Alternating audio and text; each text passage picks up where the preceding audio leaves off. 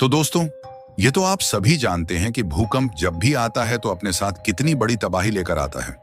फिर चाहे कितनी भी मजबूत और ताकतवर बिल्डिंग क्यों ना बनाई जाए, वह एक पल में टूटकर बिखर जाती है। लेकिन आपको जानकर हैरानी होगी कि एक ऐसा देश भी है जहां भूकंप भी हार मान चुका है कि आखिरकार ये बिल्डिंग गिरती क्यों नहीं है।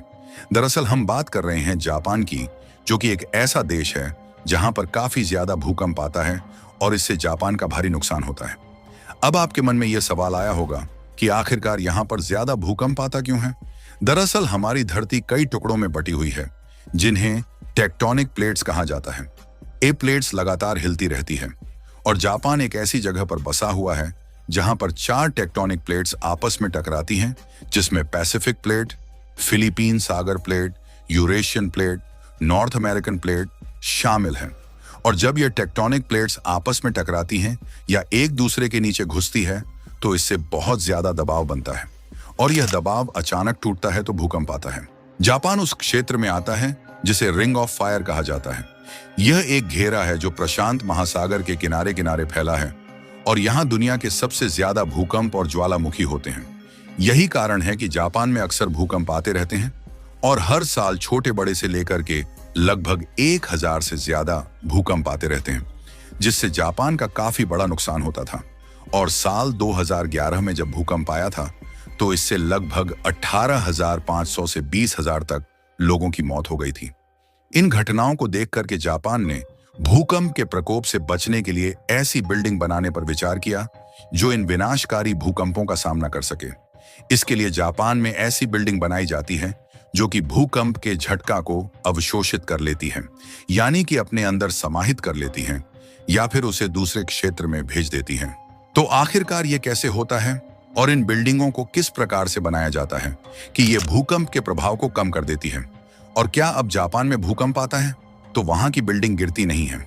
इन सभी जानकारी को इस वीडियो में समझने वाले हैं, लेकिन उससे पहले इस वीडियो को एक लाइक करके चैनल को सब्सक्राइब जरूर कर लीजिए।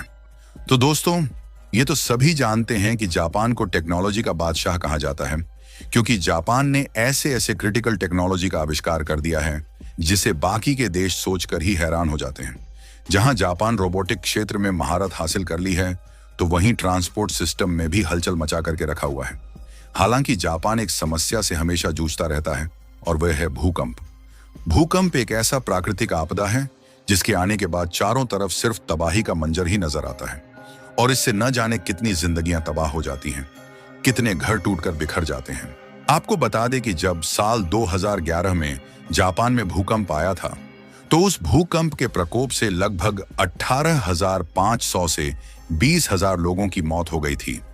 इस भयंकर महाविनाश के बाद से जापान ने भूकंप से बचाव करने के लिए ऐसी तकनीक को विकसित करना शुरू किया जिससे भूकंप के प्रभाव को कम किया जा सके और जान माल का खतरा कम हो। ऐसे में जापान ने अपने बिल्डिंगों में ऐसी तकनीक लगाना शुरू किया जिससे भूकंप के झटकों को या तो वह अपने अंदर एब्जॉर्ब कर लेता है या फिर उसे उल्टी दिशा में भेज देता है, जिससे बिल्डिंगों के गिरने की संभावना बहुत कम हो जाती है।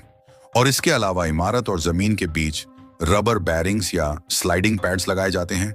इससे होता यह है कि जब भूकंप आता है तो बिल्डिंग ऊपर स्थित रहती है और झटका नीचे ही रह जाता है, जिससे बिल्डिंग गिरती नहीं है।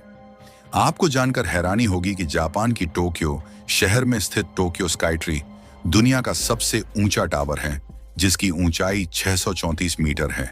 इसे भूकंप से बचने के लिए इस प्रकार से बनाया गया है कि जब भूकंप आता है तब ये हिलने के बजाय लचक जाता है, जिससे ये गिरता नहीं है। जब भूकंप आता है तो टोक्यो स्काई ट्री थोड़ा हिलती है, लेकिन उसकी डिजाइन की वजह से वह सुरक्षित रहती है। यही वजह है कि इतने ऊंचे टावर पर भी भूकंप का खास असर नहीं होता। सिर्फ टेक्नोलॉजी ही नहीं, बल्कि जापान ने बिल्डिंग कोड भी इतनी स्ट्रिक्ट बना दिए हैं कि कोई नई बिल्डिंग बिना साइज्मिक प्रूफ हुए बन ही नहीं सकती। हर स्कूल, ऑफिस, हॉस्पिटल में ड्रिल होती है, अलार्म सिस्टम होते हैं, यहाँ तक कि मोबाइल में रियल टाइम अर्थक्वेक अलर्ट आता है, जिससे भूकंप आने से पहले ही सभी सावधान हो सके। भारत के कई राज्य भी हाई सिस्मिक जोन में आते हैं, जैसे उत्तराखंड, हिमाचल, बिहार और पूर्वोत्तर राज्य। लेकिन अफसोस, हमारे ज्यादातर शहरों की इमारतें भूकंपरोधी नहीं हैं। भारत को भी base isolated metro stations, damped skyscrapers और इमरजेंसी अलर्ट सिस्टम्स की ओर ध्यान देना होगा। खासकर स्मार्ट सिटी मिशन में जापानी टेक्नोलॉजी को इंटीग्रेट किया जा सकता है, जिससे हम भी भूकंप के भारी विनाश से बच सके। हालांकि जब प्रकृति चुनौती देती है तो इंसान की असली परीक्षा होती है, और जापान ने यह साबित कर दिया कि अगर इच्छा शक्ति हो तो हर झटका झेला जा सकता है। बाकी आपका क्या सोचना है?